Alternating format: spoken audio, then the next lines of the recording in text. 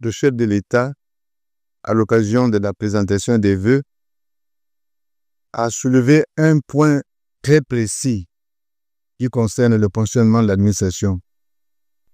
Et je rappelle simplement ses propos. Il a dit « Il me revient que certains agents de la fonction publique cherchent à ramener et intensifier les pratiques du passé liées au détournement de fonds et à l'exigence de rétrocommission. » Il a ajouté, à l'intention du chef du gouvernement que je suis, « Je vous instruis de mettre à contribution la justice pour mettre un terme à ces pratiques d'un autre âge. » Ce sont des instructions claires.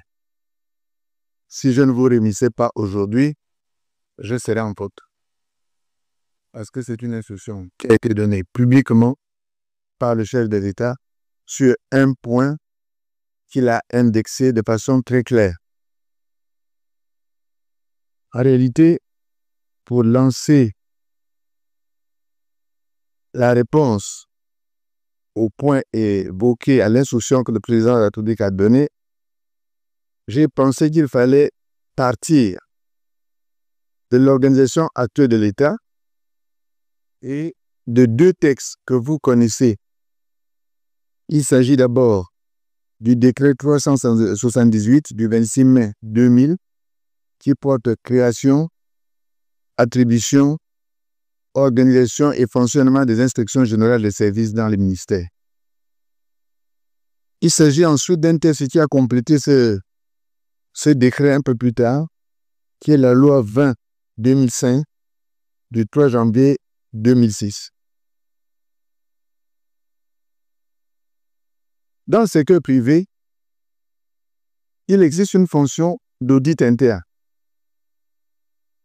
Le rôle de l'auditeur interne est de vérifier que l'entreprise fonctionne selon des normes qui ont été établies en respectant l'ensemble des procédures. Lorsque le décret 378 a été pris, je voudrais vous lire l'article 3 de ce décret.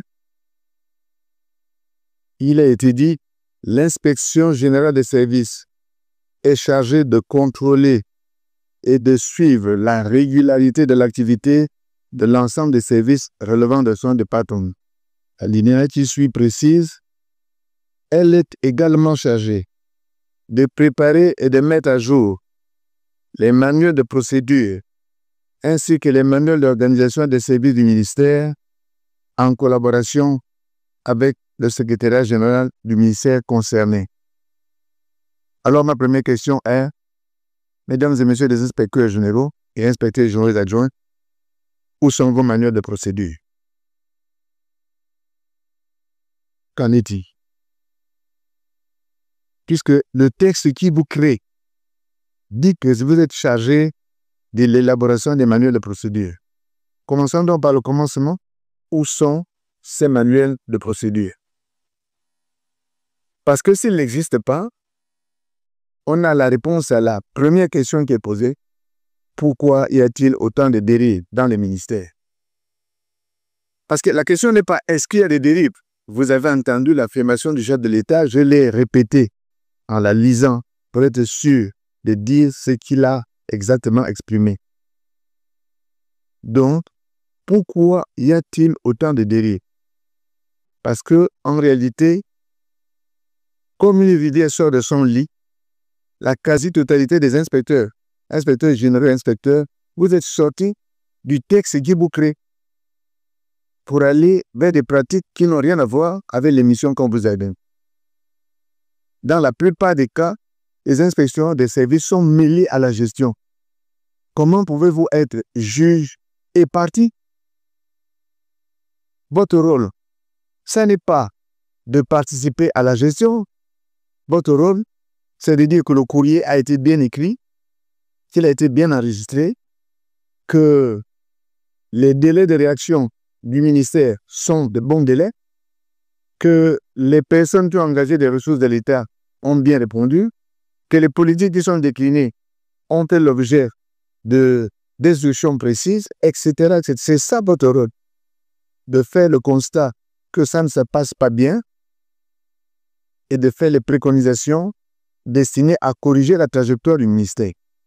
Mais si vous êtes, en tant qu'inspecteur, mêlé à la gestion, mais comment pouvez-vous alors vous mettre à l'abri de l'irrégularité?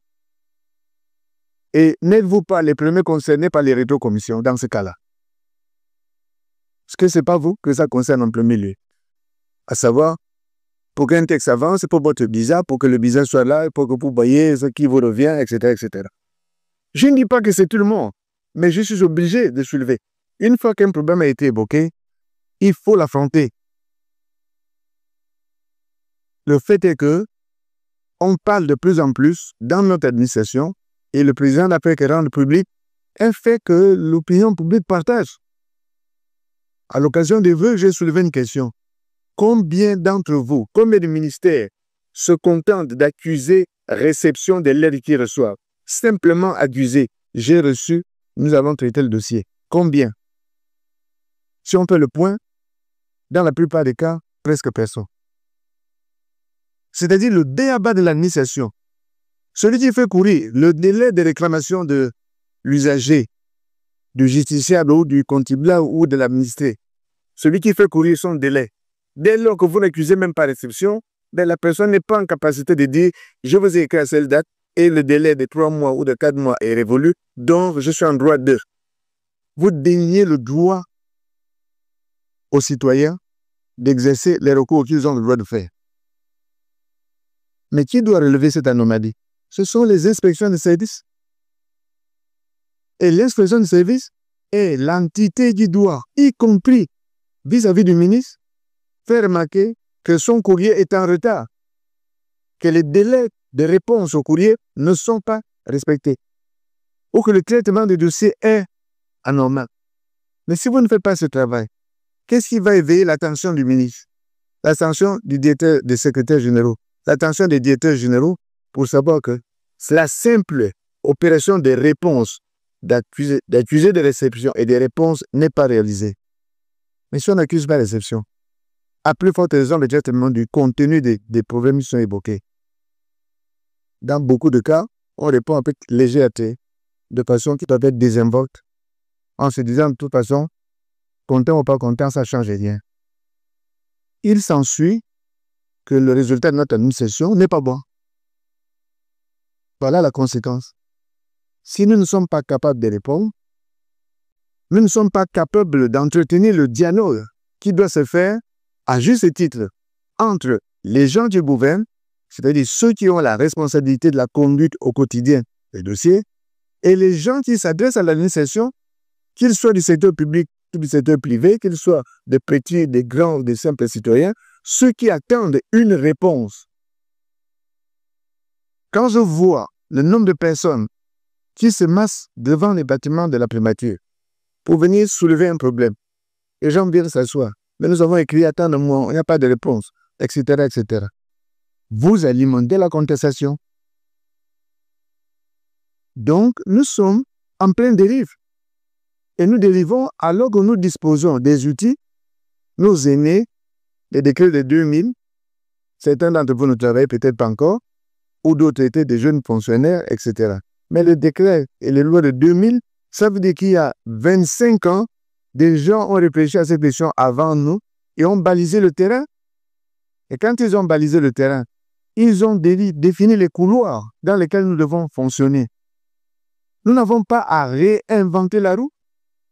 Nous avons à évoluer à l'intérieur d'un couloir qui nous a été décliné par les textes qui ont été pris avant nous. Et ces textes ont été pris pour résoudre un problème. Ça veut dire que les questions que nous avons aujourd'hui, elles sont déjà posées dans le passé. Et pour les résoudre, on a décidé de faire les textes, soit une loi, soit un décret, soit un arrêté. Comment se fait-il que ces lois, décrets et arrêtés soient foulés aux pieds par les uns et les autres? Comment voulez-vous être efficace si nous sommes dans cette situation? C'est ça le début. La plupart des gens, des inspecteurs, généraux, adjoints, etc., tout le monde se focalise sur les crédits. Mais les crédits devraient être la cinquième roue du carrosse. Ça devrait être la fin. Quand on a vérifié que les procédures permettant d'engager les crédits sont respectées, que les projets dont on parle sont justifiés, que ces projets-là ont eu un début d'exécution, qu'ils donnent quelque chose. C'est à ce moment-là que l'on peut aller vers l'argent. Or, d'entrée de jeu, on va mettre le budget en place. Dans les jours qui viennent, j'ai signé les documents que le ministre des Comptes publics m'a envoyés dans la semaine. Eh bien, dès que les crédits seront ouverts, les gens vont se précipiter pour consommer les crédits. Mais on consomme sur quoi? Quelle est l'efficacité de l'argent qu'on met pour conduire tel projet? Mais c'est vous, les inspecteurs, qui devriez pouvoir dire c'est efficace ou ce n'est pas efficace. La façon même dont on construit le budget de l'État est un scandale. Combien de projets sont reproduits à l'identique et les ministres, comme ceux qui sont devant moi, qui sont arrivés au gouvernement là, 1 semaine, 2 semaines, découvrent que les budgets ont été reconduits. Ils ne connaissent pas l'origine de ces crédits. L'origine des lignes sont inscrites là. Ce sont les instances permanentes des ministères, les services permanents qui ne bougent pas beaucoup. C'est eux qui savent quel est le contenu de tels projets, de telles lignes, de tels engagements. Et qui savent, par conséquent, à quoi ça sert ou à quoi ça ne sert pas. Mais qui doit relever cet animalier? Ce sont bel et bien les inspecteurs généraux et inspecteurs adjoints et inspecteurs tout court. Et pourquoi êtes-vous inspecteur? Parce que vous êtes supposé avoir accumulé une expérience suffisante qui vous permet de comprendre le fonctionnement normal de l'ensemble du ministère et de ne pas tomber dans le premier piège qui peut se poser devant vous. Vous avez normalement l'expérience qui vous permet de comprendre comment ça marche. C'est pour ça qu'on ne peut pas, on ne doit pas avoir à l'inspection des gens qui ont 1 an, 2 ans, 3 ans de maison, 2, 3 ans, 4 ans de carrière. Ils n'ont pas leur place là. S'ils y sont, ils ne devraient pas y être. On doit les sortir de là. L'inspection, c'est normalement la case où les gens qui ont fait déjà une carrière, qui ont maintenant accumulé de l'expérience, peuvent être au service de tout le ministère pour éviter les dérapages, les hésitations, les mauvais virages. Donc, ce sont des gens, comme on dit dans le jargon, qui ont de la bouteille. Ce n'est pas des apprentis. Comment se peut-il que nous dérabions à ce point? Et j'aime poser cette question. Je la pose ici, je la pose pour d'autres raisons. Quand on regarde l'administration gabonaise, comparé à d'autres pays, le niveau de qualification dans l'administration gabonaise est très élevé. Vraiment élevé. On trouve des gens bien qualifiés dans la quasi-totalité des ministères. Quand je dis bien qualifié, c'est vraiment bien qualifié. Mais alors, pourquoi ça ne marche pas? Qu'est-ce qui se passe? Ça veut dire que nous avons placé les curseurs au mauvais endroit. Et les gens qui devraient faire un certain type de travail se défilent, ne font pas ce travail. Ils ne le font pas. Un inspecteur général, c'est quelqu'un qui a sa carrière derrière lui, il n'a pas à avoir peur de dire ce qu'il voit. Mais s'il l'exige avant que telle opération ne soit validée, qu'on vienne la lui présenter parce qu'il a besoin de mettre son visa ou une approbation, ça veut dire qu'il se met automatiquement l'accord de coupe. Les gens qu'il va contrôler les tiennent. Voici la raison pour laquelle je vous ai appelé ce matin. À la fois, pour vous rappeler ce que le chef de l'État a dit il y a 3 semaines, ce n'est pas une innovation ou une invention de ma part. Donc, je vous rappelle ce qu'il a dit il y a 3 semaines. J'interpelle votre conscience que ce qui est en train de se faire, ça ne peut pas continuer, ce n'est pas bien. Et je vous mets en garde. Le président a dit, je vous instruis de mettre à contribution la justice pour mettre un terme à ces pratiques d'un autre âge. Avant que nous en arrivions à ces excès, à ces extrémités, il faut que vous vous ressaisissiez. La corruption a plusieurs formes. La corruption, c'est le fait de trafiquer un dossier et de ne pas, à l'occasion de l'examen d'un dossier, laisser la place à la personne qui l'amène. c'est déjà la corruption. La corruption, c'est le fait de prendre le dossier qui est en haut, qui doit être traité maintenant, et de le mettre en bas en disant celui qui est venu derrière m'a donné une incitation, ou bien c'est un parent ou c'est un ami, donc je vais traiter son dossier qui est en bas de pile avant le dossier. C'est de la corruption. C'est tout ça, les ensembles de comportements qui vont dans le sens de la corruption ou qui constituent de la corruption. La corruption, c'est le silence que vous observez quand vous voyez une anomalie et que vous commencez à écrire des notes qui sont ambiguës. Là, je m'adresse aux secrétaires généraux et les inspecteurs généraux et inspecteurs qui laissent passer ces notes et qui ne font pas remarquer que les notes ne sont pas claires, ne pointent pas les problèmes. Vous êtes dans la corruption aussi parce que vous venez de mélanger la chèvre et le chou. Vous ne voulez pas mécontenter quelqu'un parce que la fois d'après, il ne vous partagera pas les prébends. Il faut qu'on arrête ça. Il faut qu'on arrête ça. Nous sommes une administration de gens bien qualifiés, je le répète. Nous ne sommes pas au niveau où nous devrions être. En termes de qualité de service. Et même en termes d'équipement. Dans la quasi-totalité des ministères. Vous allez vous promener, vous trouvez les gens en train de jouer les ordinateurs utilisants. On parle du ministère de la fonction publique et du renforcement des capacités. Mais combien de personnes demandent à participer à un stage de 2 semaines, 3 semaines pour mieux maîtriser le logiciel Word ou bien le logiciel Excel, pour être capable de mieux faire PowerPoint, etc. Pour être simplement capable d'être plus performant sur l'outil que l'on a. Mais tous les ans, on demande de nouveaux équipements. On dit qu'il n'y en a pas assez. Mais quand on fait le rapport de ce qui a été acheté pendant les 3-4 dernières années et de ce dont on dispose, on voit qu'en réalité, si on voulait travailler, on s'en sortirait. Et même bien. L'année dernière, j'ai remis les DCRH. Et je leur ai demandé quels étaient les effectifs dans le ministère. Même le chiffre des effectifs dans les ministères était un problème.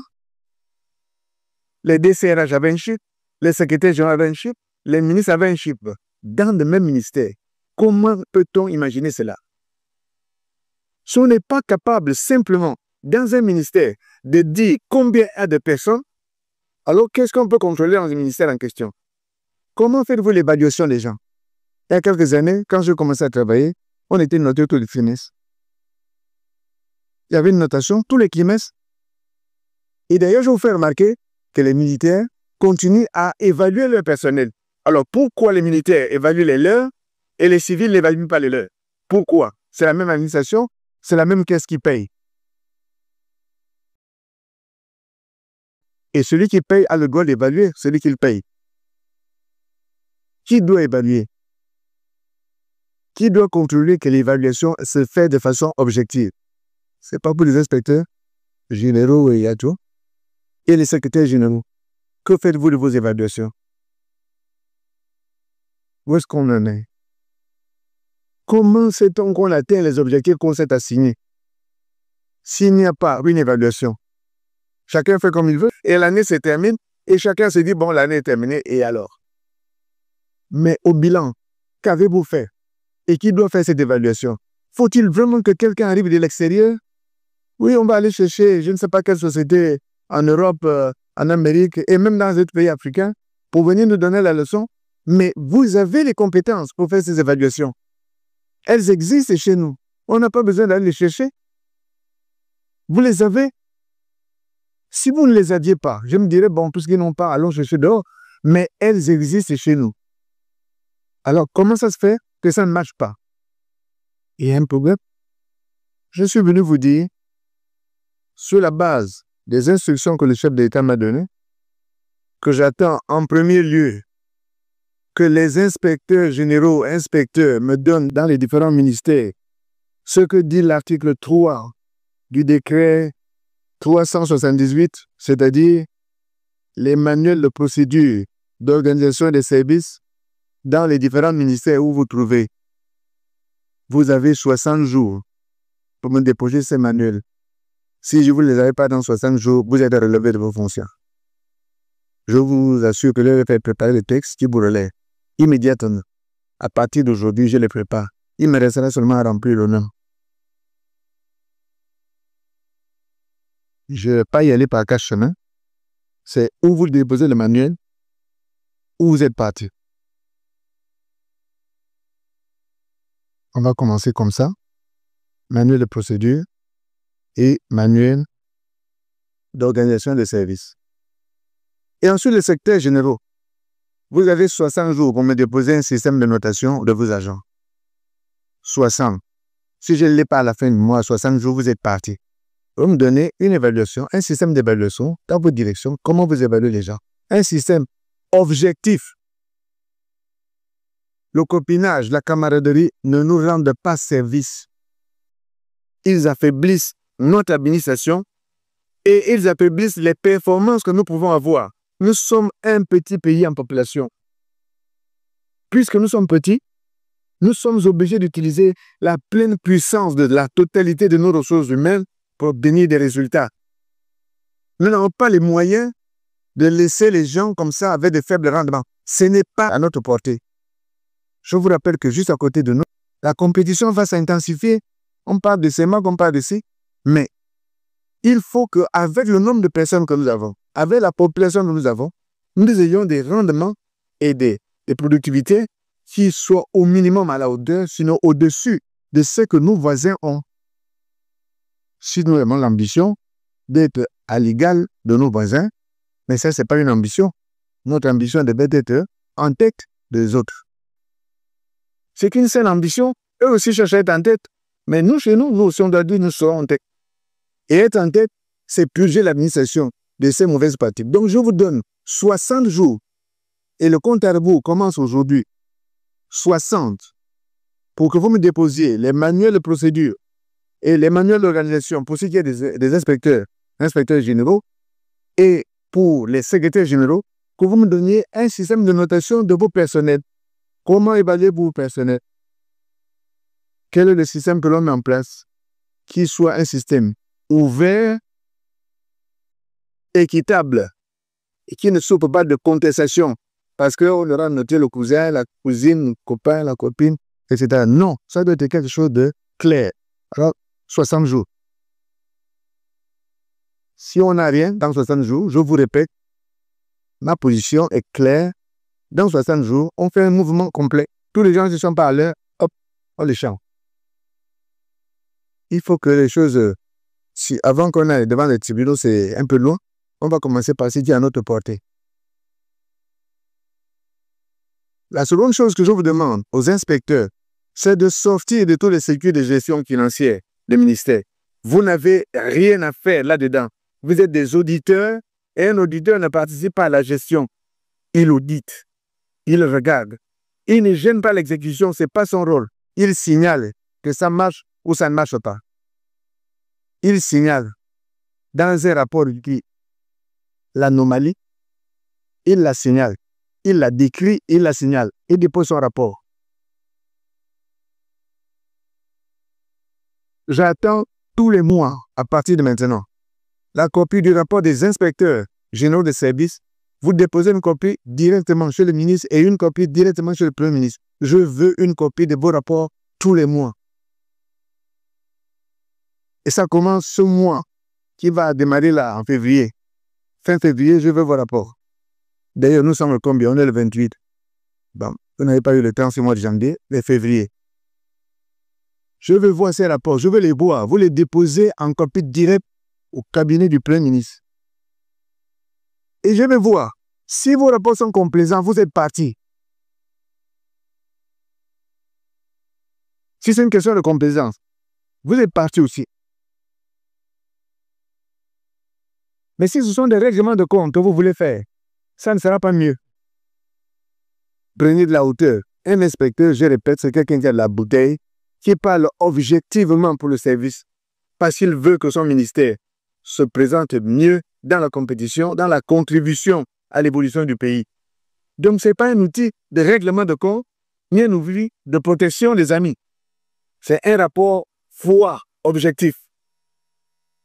Et ce n'est pas la fin de me faire des rapports de 100 pages. Voici les raisons pour lesquelles je vous ai appelé ce matin. Je vous ai appelé pour un sursaut. Nous avons en interne la capacité, quand je dis en interne, à nous-mêmes Gabon. On n'a pas besoin d'attendre que le Fonds monétaire vienne, ou bien que la Banque mondiale, ou que la Banque africaine, ou que le PNID, ou bien que qui que ce soit vienne pour nous faire la leçon. Enfin, ayez un peu de dignité. Et ils ont fait 15 écoles que vous n'avez pas faites. 15 écoles, ils ont fait que nous tous là, nous n'avons pas fait. Pourquoi faut-il que ça vienne de dehors pour qu'on vienne nous faire la leçon? Pour quelle raison? Si ça ne vous touche pas, moi ça me touche. Donc, je compte sur vous. Et je répète, nous nous donnons un délai de 60 jours pour voir tout ça là. Sauf pour les rapports, là nous sommes à 30-33 jours. J'attends le premier rapport au 30 juillet. En ce qui concerne le fonctionnement des services. Voilà la raison pour laquelle je vous ai appelé ce matin. Certains trouveront que j'ai parlé un peu fort, mais il y a un moment où vous pouvez savoir parler en fonction de ce qui est dit. Et je vous répète, si nous avons un chef au-dessus de nous qui nous fait remarquer que quelque chose se passe dans les services que nous commandons, c'est déjà une anomalie. Nous-mêmes, nous aurions dû voir que quelque chose ne tourne pas. Mais dès lors qu'il le signale maintenant, alors nous devons réagir. Et nous devons réagir, non pas dans plusieurs mois. On doit réagir maintenant. J'ai vu et entendu, lu des journalistes qui, évidemment, après le discours du chef de l'État, ont commencé à expliquer que, bon, c'était une parole comme ça, que le gouvernement ne ferait rien pour essayer de lutter contre cette dérive, etc., etc. C'est à nous de faire mentir des gens qui sont dans ces pronostics. Voilà ce que je voulais vous dire ce matin. Nous avons 3 outils. D'une part, la lettre du chef de l'État. D'autre part, le décret 378. Et enfin, la loi 20-2005. Mesdames, Messieurs, je compte sur vous pour ne pas être obligé de mettre exécution ce que j'ai dit, mais croyez-moi, je n'hésiterai pas. Je n'hésiterai pas. Et je n'ai pas de raison d'hésiter. Et je ne suis pas concerné par les émotions dans ce genre de situation. Si vous n'êtes pas au rendez-vous, ça veut dire que vous voulez me faire échouer. Et si vous voulez me faire échouer, vous devez payer le prix et non pas moi payer à votre place.